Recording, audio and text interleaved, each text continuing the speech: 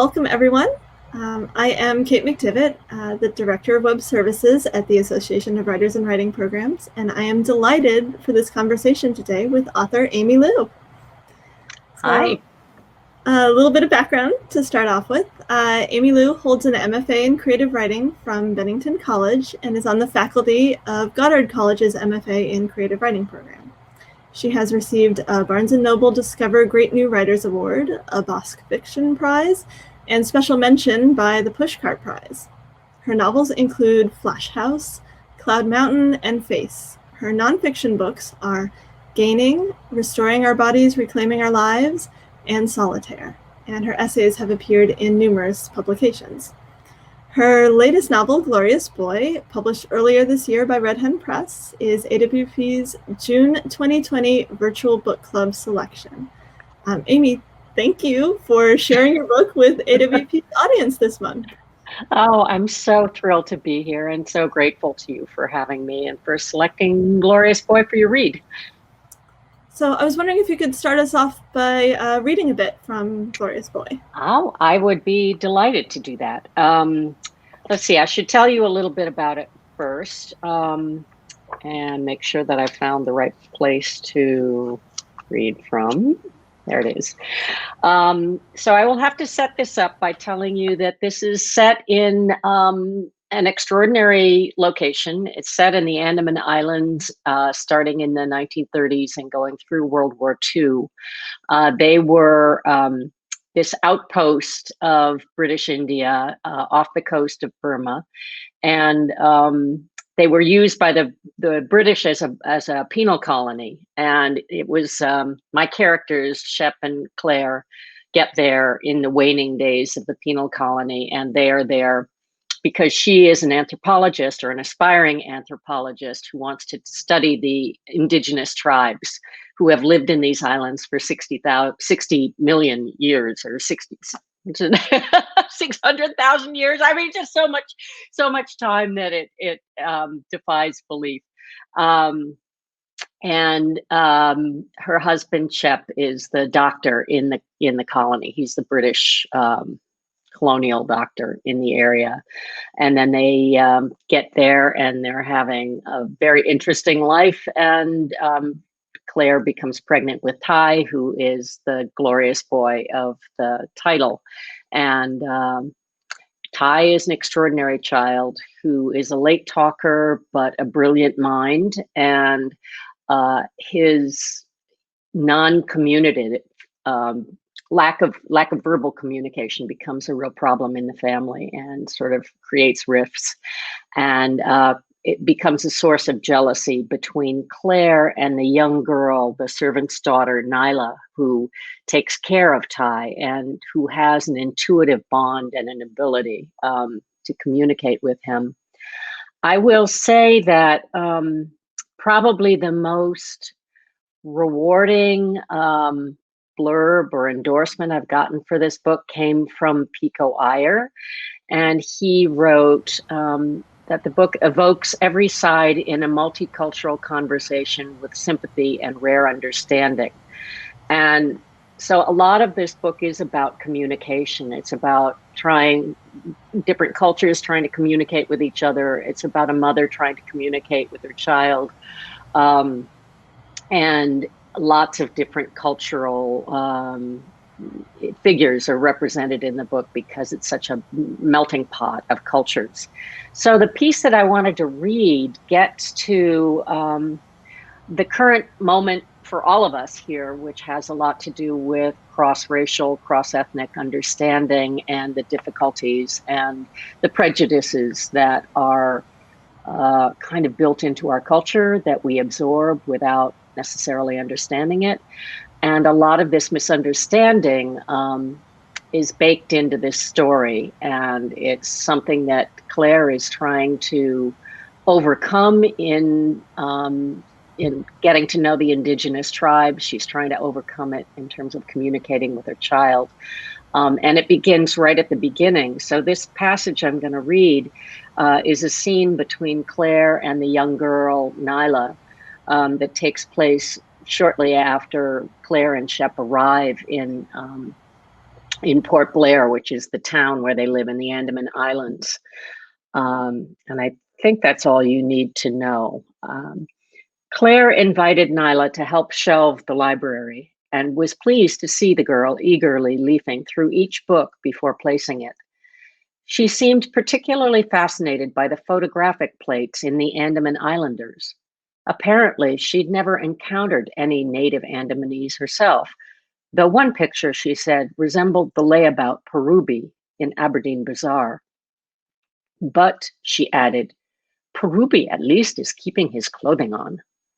Claire noted the disparagement in her voice. She wondered where it stemmed from. What is this book, Mem? It's the story of the people who lived in these islands before you or I, or even your parents were born, Nyla. The people whose ancestors came here first. They still live in the interior, you know. Have you never seen any yourself? The naked people. There was that same disapproval, but this time flatly, matter of fact. Claire asked, is that what you've been taught to call them? Nyla swayed her head back and forth like her father. She told Claire that everyone in Port Blair, Europeans and locals alike, viewed the naked people as pests because they were strange and dirty and ugly to see, uncivilized. When the British began to build Port Blair, they fought the largest of the tribes in the so-called Battle of Aberdeen and nearly wiped out the great Andamanese entirely. Teacher Sen, Nyla's teacher, said the surviving forest people still raided settlements and plantations up north, and some of the most remote islands had tribes that were said to be cannibals. Most of the naked people still used spears and arrows, however, so they were no match for British guns. The girl wrinkled her nose at the picture of an Aboriginal couple, seated rigidly, perhaps ritualistically, back to back, and staring in opposite directions. They're not looking real. Eventually, Claire would deduce that Nyla's father himself had a grandmother from the forest, but she died before he was born, and he and Gina never mentioned her, instead instructing Nyla to say that she had Tamil ancestors, dark people from South India being racially preferable to the indigenous Andamanese, and local born designating a class meaningfully distinct from native. Prejudice in British India, Claire would learn, was actively transferable and widely embraced. So that's a little setup of the context, the multicultural context, and a lot of the tensions that are running throughout the story and throughout the history of this most extraordinary place. Absolutely. Let's talk a little bit more about that. So the heart of your novel is this kind of unconventional family, dealing with the situations presented from these culture clashes and obviously from World War II. But even though your novel is specifically about these characters and this specific point in history, it also addresses greater concepts that are incredibly relevant today. So how do you go about crafting kind of that balance, and what do you hope will resonate with readers in today's society? Well, when you're crafting a novel like this, you don't plan it out. You don't, at least I don't. I can't initially think of those themes. In this case, the story came to me in a dream, the core story. And it was that nugget of there's an evacuation going on, and this little young brown girl is hiding this little white boy because she knows that she's not going to be able to leave with the family. And so she's doing it out of jealousy and anger. And then they come out and discover that everybody's left, and she realizes what she's done, and what are they going to do? So that was the nugget, the germ of the story, which kind of dovetailed with my having heard about the Andamans and being completely transfixed by the history there and this kind of collision of all of these different cultures. And that's all I was going on for most of the writing of the book. It wasn't until much later when I started to really dig into the history behind the arrival of the Japanese and the fact that this was the Western Front, basically, of the Pacific theater during the war. It was the furthest west the Japanese advanced.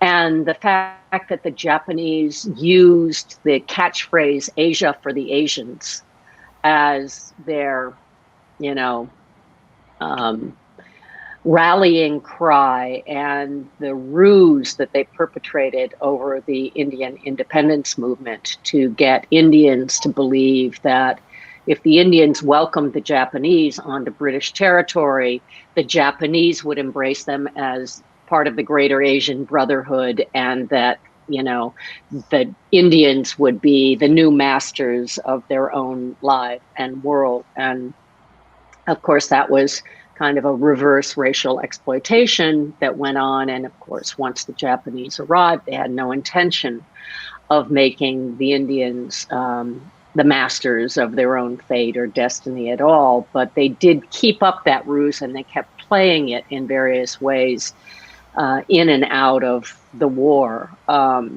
But there were just all of these different racial, colonial, post-colonial threads that kept going through the story. And I don't know. I think for me, the way I write and the way I've written most of my historical novels is I take the template of history, and then I have the smaller personal story, and I just try and weave them together as best I can, honoring the actual history and honoring the historical figures to the extent that I can find out what they were like as human beings. And that's a really difficult thing when you use historical figures, and there are quite a number of actual historical figures in this story, some of them named the same name, some of them named very closely after the people that they're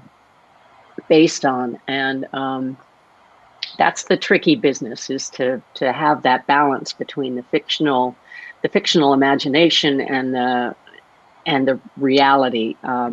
I have to say that my sort of my role model in this is Michael Ondaatje, who does this seamlessly in his historical novels, and I adore his writing, and so he was my, kind of shining star, my beacon. And it is the way that he creates these tapestries of fiction and history that led me and guided me and really kept me going, I think, throughout. It took 17 years to write this book, on and off, so it was a long time to stay on message and to stay connected to the story. And it was really, I find that my story alone, my project alone, probably would not have kept me there.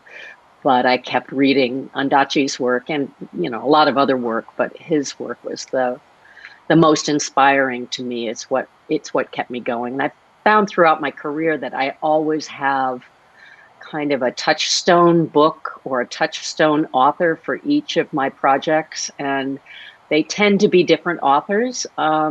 It's interesting. I mean, I guess I discover authors in the course of, growing older, and, but it was definitely Ondaatje and several of his books for this one. And you asked about what I would want people to take away, and several interviewers have asked me that, and it's a line that a secondary character says late in the book that I don't know where the line came from. Characters just start talking. They have their own minds. They tell you things. And so this character said, "The most difficult thing is to remember that the enemy is human, but this is also the most important, especially when I find myself being my own worst enemy." And those lines resonate for me so much right now, so much in our country right now, so much on the planet. it is that recognition that the enemy is human, which has just, we're seeing it now in the protests, which is wonderful. We're seeing people coming together of all different, tribes and colors and cultures, and they're all working together. But that's happening in part because their enemy has completely lost sight of anyone's humanity but their own.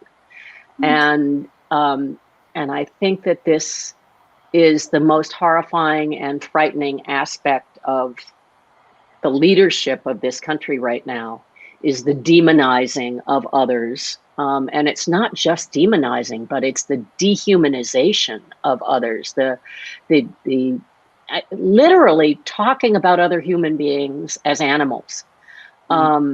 That I find is just horrifying. And probably if there's one thing I was trying to do in this book, it was to fight against that, including the way I write about the Japanese. I mean, I tried to bring out and bring into focus the fact that the Japanese in this story, many of them didn't choose to be there and didn't want to be there, and that they were humans just like everybody else in the story. And that goes for the British, who are deeply flawed, and the local Indians and the indigenous tribal people, and Claire, who's an American, deeply flawed, but very human. Yeah. Right. But they take the time to, I don't know, make those bridges, make those connections, and some of the people in your novel don't. So it's interesting to see. Yeah, but I think even the ones who don't do that, there's one character who's kind of the character we love to hate in the story, and he ends up being very, very important for the outcome of the story. And he's very important in Claire's life, especially. And even though he's pretty much an ass for a lot of the story, he does end up sort of saving the day, and he does also get his comeuppance. And so he's a great character, because he's a hero and a villain all wrapped up in one. So excellent. So let's talk a little bit more about all of these different cultures and how they interact on this small, unique, isolated island. What was the challenge in writing all of these different cultures, and how did you approach that for writing this book?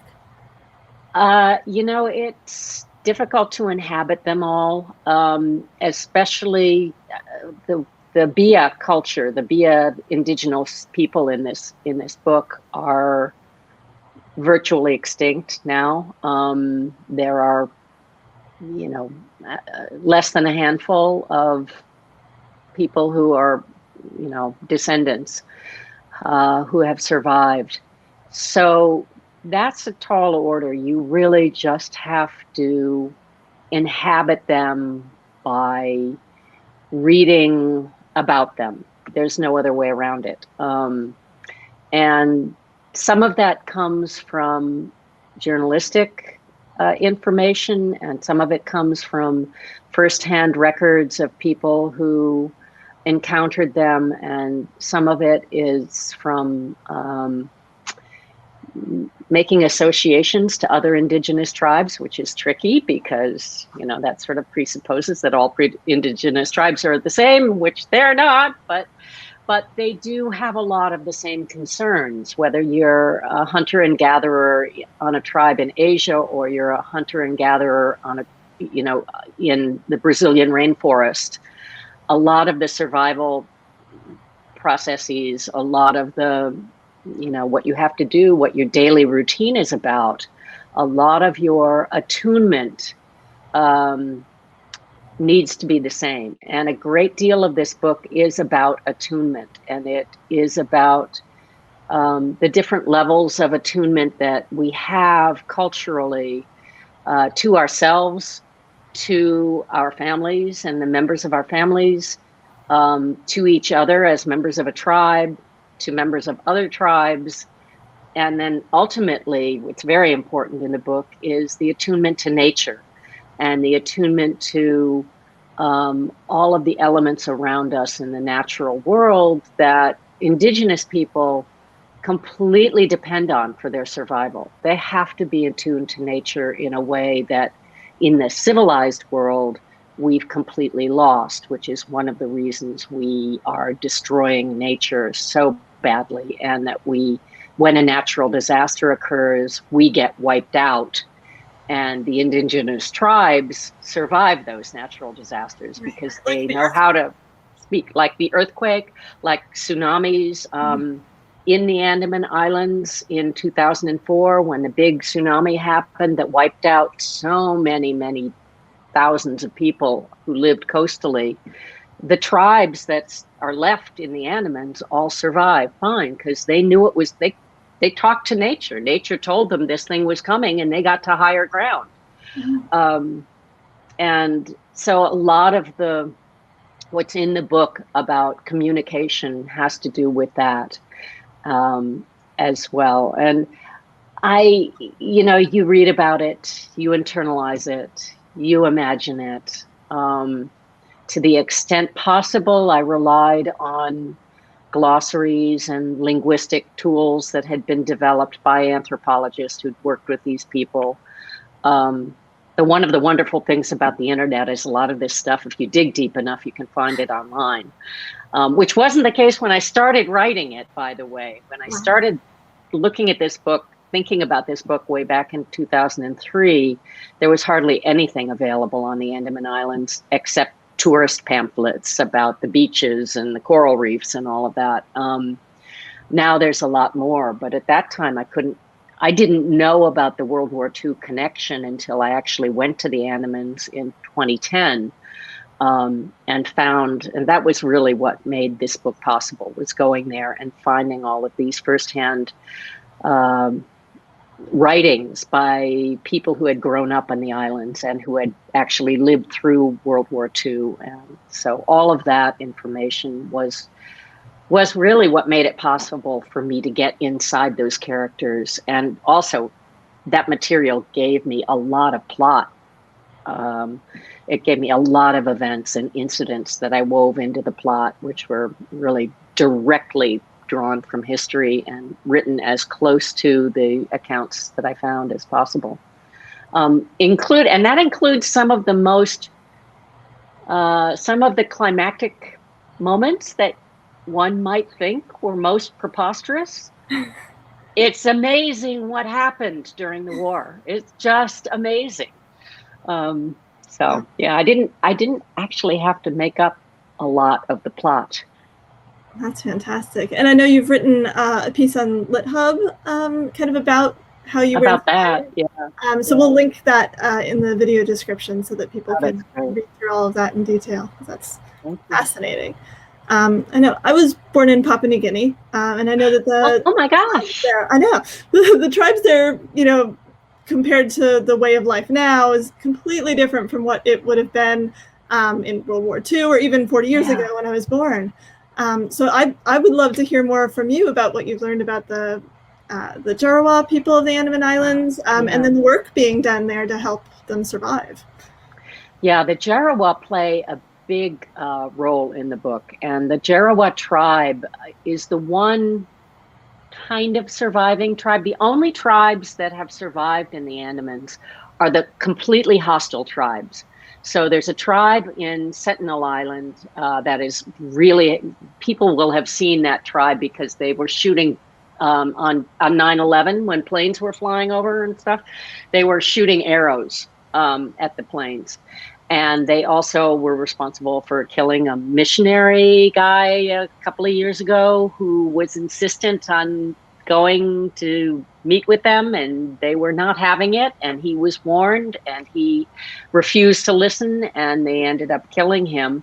And it's awful, but he shouldn't have gone there. And the Jarawa people are on the middle Andamanese island, and they live deep in the forest, and they also historically have been very hostile. They were hostile to the other tribes, the coastal tribes that lived there historically, and they were hostile to the British. But they were so deep in the forest, and they tended to hide and stay far away, that they survived when all of the other friendlier tribes did not. Because what killed most of the tribes was the spread of diseases from the foreigners, and especially the spread of syphilis, because the British and the Indians and the outsiders preyed sexually on the native people, and that spread syphilis, which basically decimated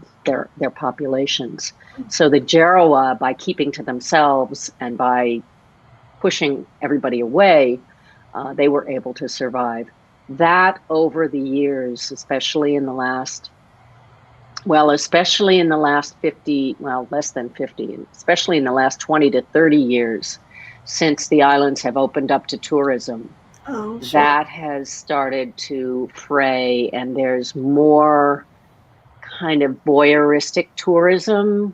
They built a big, what they call the trunk road, right down the middle of Middle Andaman Islands, and it's right through the edge of Jarawa territory. So the Indian government had set aside the forest, basically a big chunk of their native territory for them.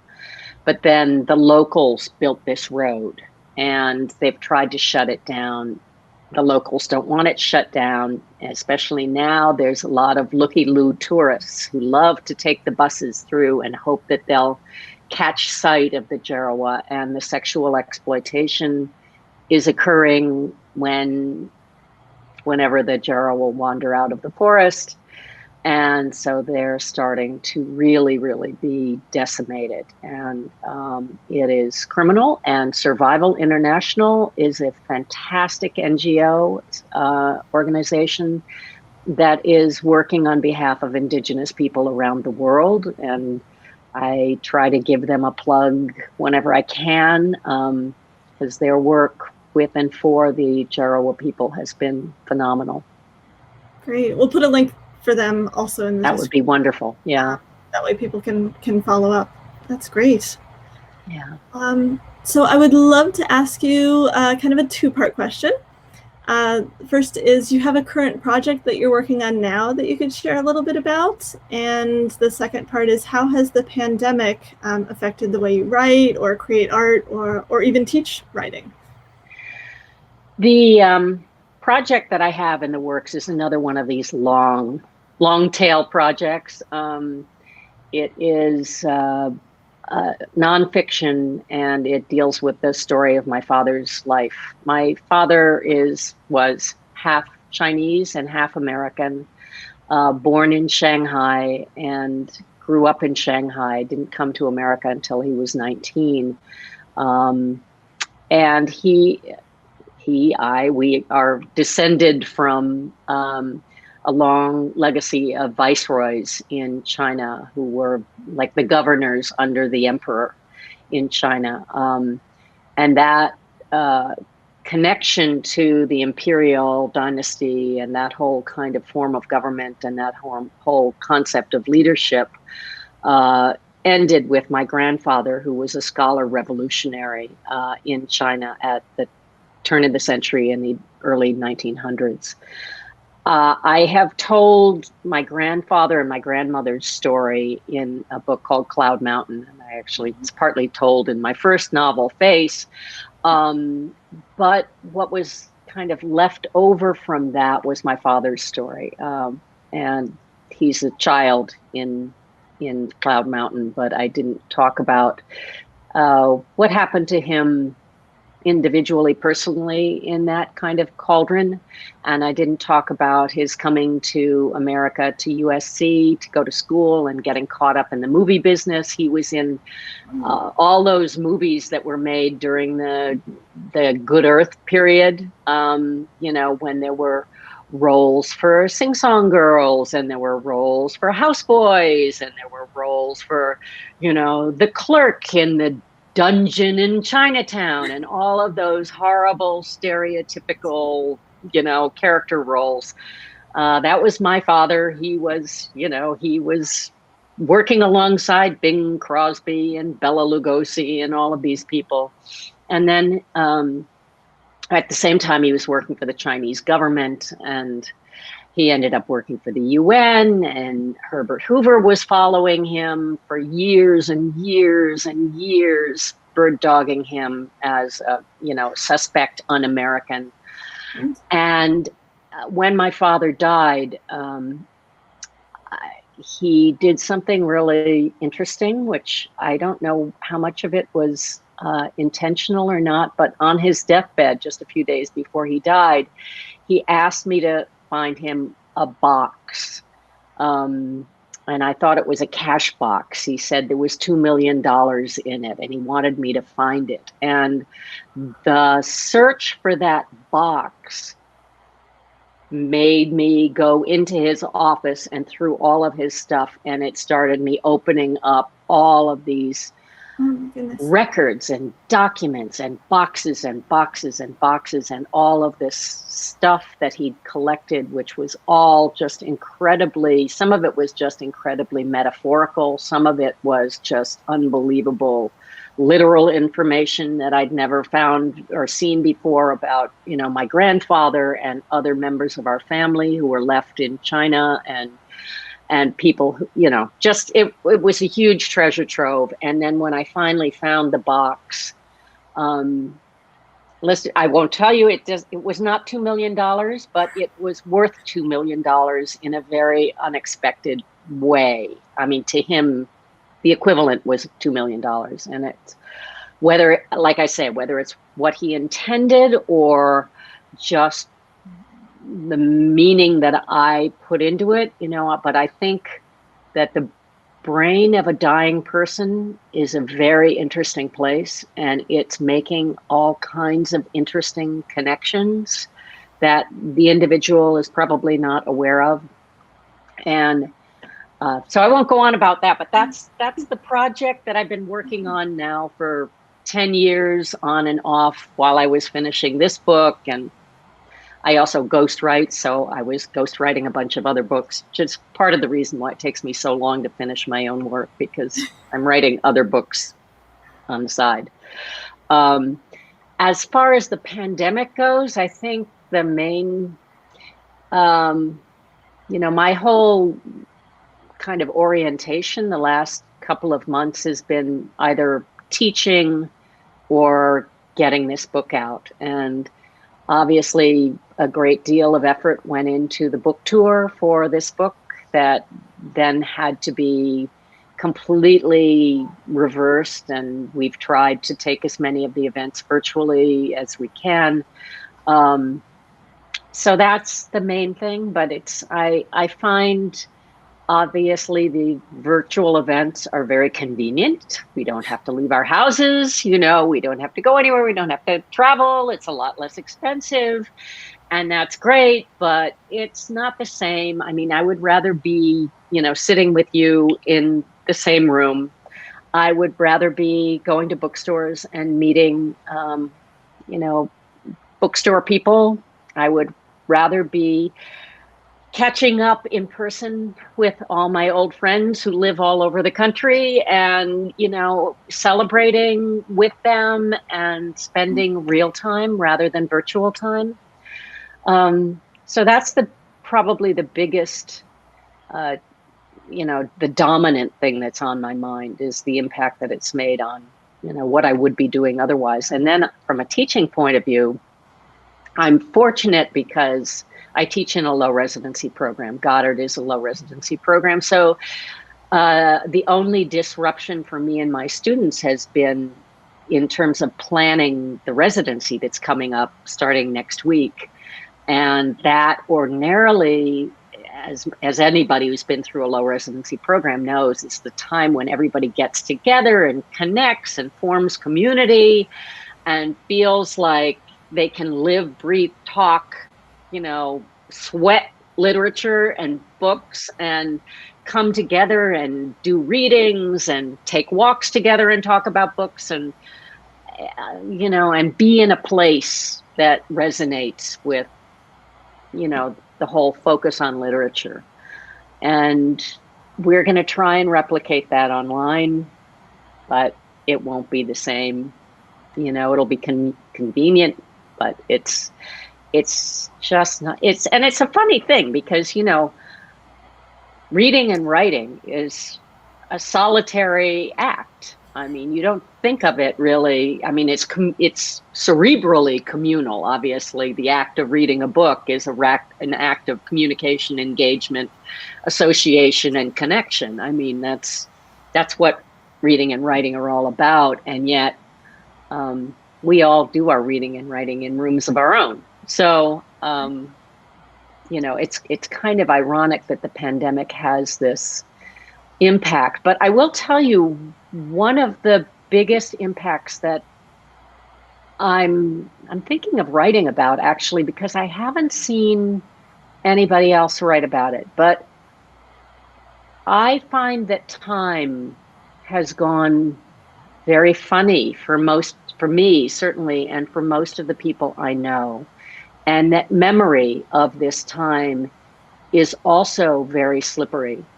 And I think that is because when we form memories, we form them out of a lot of tactile, a lot of bodily associations.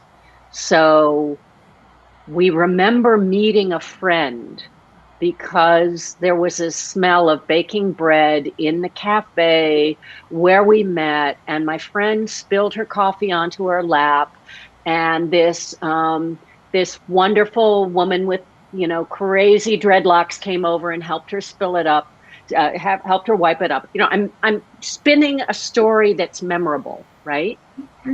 So seeing a friend in virtual time, we have none of those other associations. We have none of those other kind of pegs or guide ropes to help channel our memories. So I'm finding that a lot of the engagement that I have with people online, it just sort of slips away and goes, all fuses and merges.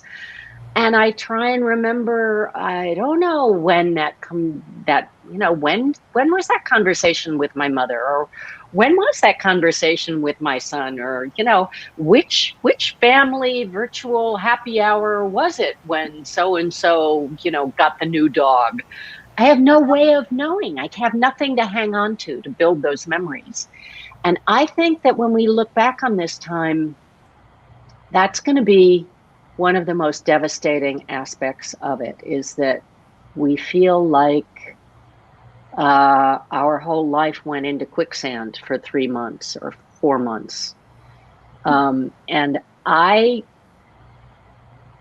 kind of I'm sorry that I haven't really been keeping the notebooks that a lot of people have been keeping. I haven't been inspired really to chronicle this moment, even though when it started, I thought, oh my gosh, this is going to be a historic time. We're going to need to keep notes on all of this. And I found this, the days just sort of slip one into another, which is crazy because I'm bringing a book out into this. So you would think this was a really big time, but I don't find it to be so. I find it's just sort of like mush.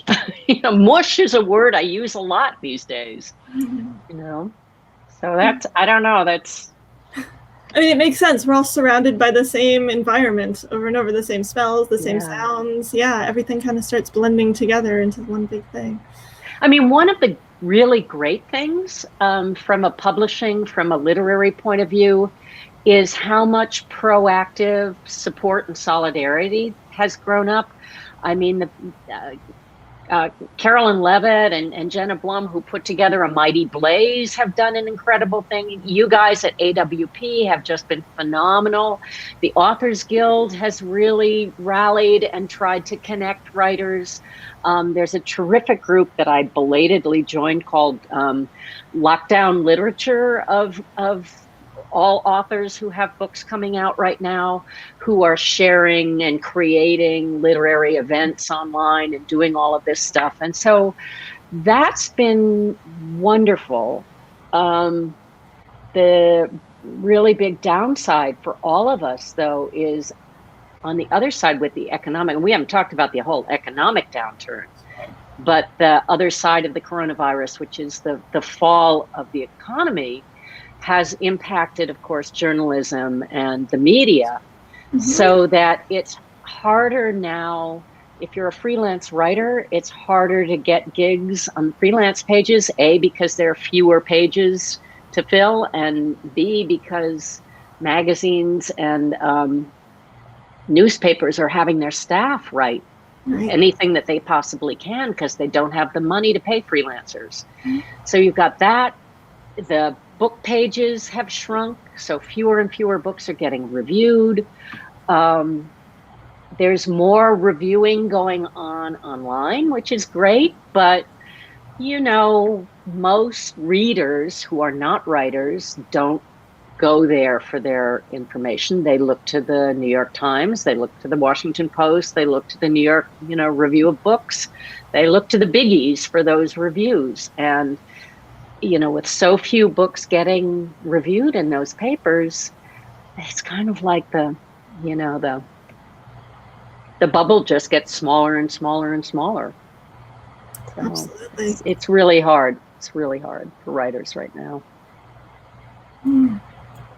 Right. Well, speaking of books, I would love to ask you, because don't tell these ones back here that I haven't read, but I always love more for my to be read list. So are there any that you're reading now that you would recommend, or that you've recently read? There are a lot, and I knew this question was coming, so I decided to give a plug to writers of color who I know it's kind of trendy and chic this week to talk about writers of color, but I also think it's really important that we do it. It's always because, when this week passes, I'm terribly afraid that writers of color will go unrecognized again. And I happen to work with two extraordinary writers at Goddard. They both teach at Goddard. And these are phenomenal books. So one of them is Shri L. Smith's book, The Blossom and the Firefly. Whoops, where is it? There you are. And I want to mention this book because of the issue of multiculturalism that we've been talking about. This is absolutely a gorgeous book. It's a YA novel, and it is set in Japan, told from the point of view of two Japanese teenagers, one of whom is set to go out and become a kamikaze pilot. So it's a really, really unusual book written by an American. And I don't know how Shri did this. I think it's one of the most amazing tours de force that I've read in a long time. It's an exquisite, beautiful, touching, lovely, lovely book about their relationship on the cusp of his going off on a suicidal mission. So I won't say more about it than that. And the other one is by my phenomenal colleague, Keenan Norris, who teaches with me in the Washington program of Goddard College. And this was his first novel, winner of the James D. Houston Award, Brother and the Dancer. And again, it's exquisite. The language in this book is just to die for. I mean, line by line, sentence by sentence, it is just so beautiful. I cannot recommend it highly enough. And it is about, it's a coming of age tale set in San Bernardino Valley of Los Angeles, and many generations, and it's just gorgeous prose and a gorgeous story. And the other book that I wanted to mention is not by somebody I know, but I just I read it. I listened to it on recorded on audio recently, and it just completely knocked my socks off. And I've been recommending it to a lot of my students, particularly students who are working in the areas of myth and fable. It's called The Fishermen by Chigozie Obioma, who's a Nigerian writer. And it is about 4 brothers who grow up in Lagos Nigeria, and in a world that is completely infused with mythology and superstition and belief. And the brothers are torn apart by what they believe to be true, by a kind of a crazy, mythical man of the neighborhood who is invested with supernatural powers, which the boys then believe. And it tears them apart and just, tears the family apart in a just horrific way. But I've never seen a reality-based story woven so beautifully together with myth. Usually, I think, especially in kind of multicultural fiction of America that we see here in America anyway, the myths are kind of on the side. They're kind of like what you talk about when you're not talking about what's going on at the dining room table, kind of, it's sort of segmented usually, or it's something that kind of sits in the background as the way history does to kind of inform, who these people became.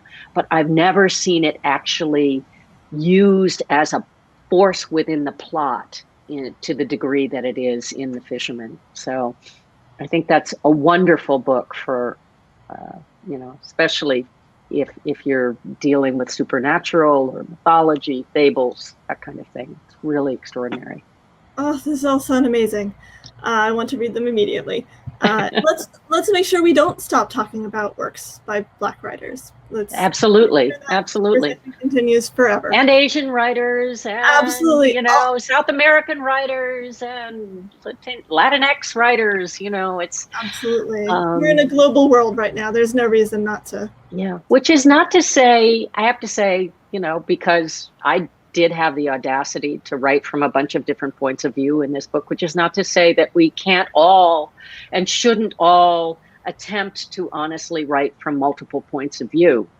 I think this issue of cultural appropriation does rear its ugly head all the time, and it's something that is a constant topic among my students and colleagues. And a book like Shri's book really raises that flag. And she's fascinating to talk to about that because she was obviously keenly aware of it. And, in my book, I have my primary character is an American. She's a white American. So I could kind of fall back and say, well, she's the primary character. And then next I've got a Brit who, my father was largely British, so I could kind of lean on that. And I didn't, kind of get too carried away with it. But in her book, all of the characters are Japanese, and they're not Japanese American. They're just Japanese. And I think that it's an incredible thing that she's done, that she pulled it off by going there, by doing her research, by knowing people who are Japanese, by having those readers vet her work. Sensitivity readers, absolutely. Forgot that term, but that's, yeah. And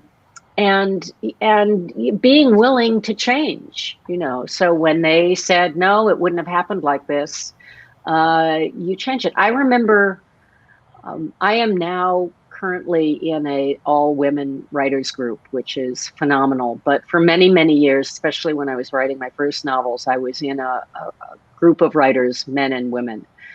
And I have to say that having male writers saved my bacon with some of my first books, because they said, no, a boy would never think like that, A boy wouldn't have those thoughts at that age. A boy would have these thoughts at that age in that situation.